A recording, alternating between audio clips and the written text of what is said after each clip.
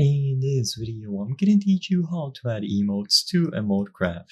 It's a very easy process, so make sure to follow along.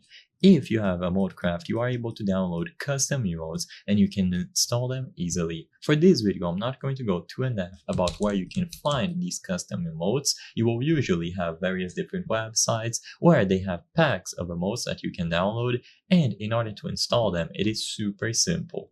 All that you have to do is first open the emote menu, and in here you should see the option to open the emotes folder. So all of the emotes that appear here in game are going to be stored in a folder.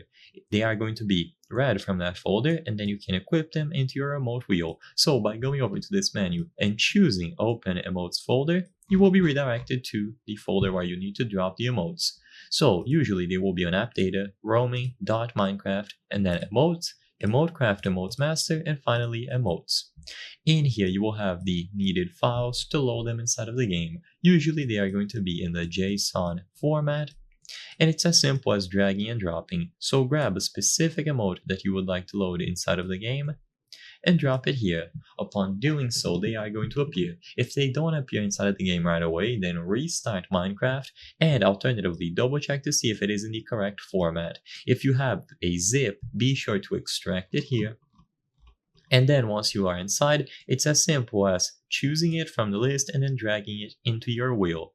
Now once you are inside of the game, you can select the new emote that you've imported. You can download as many emotes as you want, and all of them will load inside of the game as long as you have them downloaded and properly set up. Simple to do, and it will work with any emote that is compatible. So I hope I was able to help you.